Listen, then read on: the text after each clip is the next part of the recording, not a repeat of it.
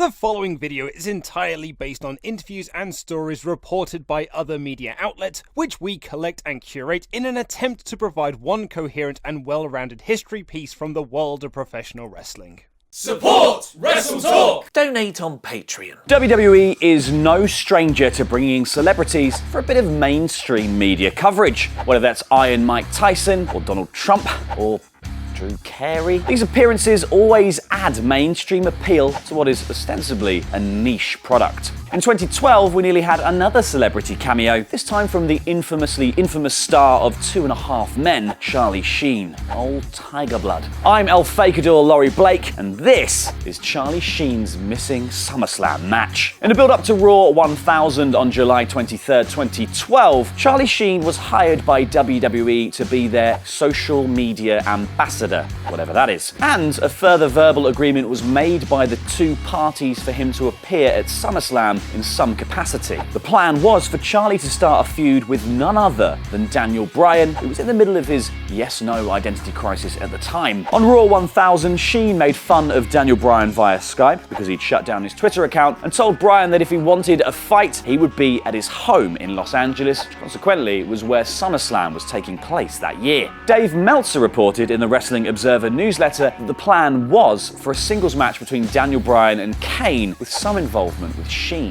The idea was then to build this towards anger management classes for Bryan to push Sheen's new comedy show. Bryan and Kane did have their match and their anger management classes, as we all remember, but there was no involvement from Sheen. Bryan himself, however, writes in his autobiography, Yes, My Improbable Journey to the Main Event of WrestleMania, that it was supposed to be an actual match. He was going through a very public breakdown at the time, and somehow WWE brokered a deal for him to perform against me. He taped a couple of videos for Raw insulting me and even thought it was a goofy match to be in. It would have put me in one of the top matches at SummerSlam. Sheen told IGN, I guess the guy who was egging me on is a real problem and he and I will solve this later. It's a promotional tool for anger management and I think that everybody is going to win on that one. But it was exciting just to step into a different world that I didn't ever really believe existed and still don't. However, as SummerSlam drew near, Sheen's name stopped being mentioned on Monday Night Raw. Dave Meltzer wrote, Don't know what is up with Charlie Sheen, but given that they stopped mentioning his name, it's probable the angle is going to be dropped because you think it's something they'd want to push. Meltzer added that his backstage sources had told him that WWE weren't happy about Sheen's Raw 1000 segments not going as originally planned. One person said that after the last appearance, they don't trust him, given he was supposed to tweet for them on Raw 1000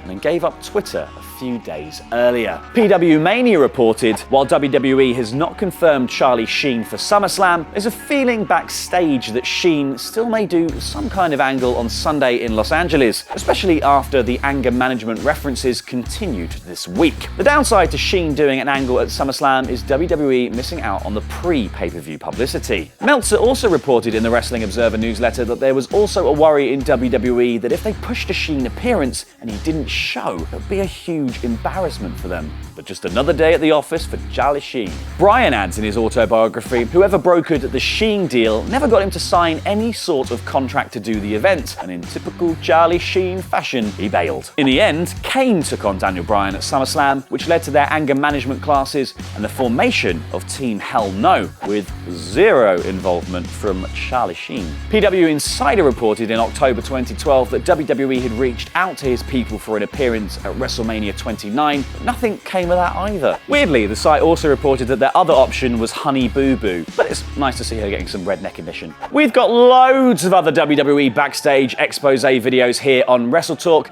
so click the videos on screen now. I've been El Fakador Laurie Blake, and that was Lucha.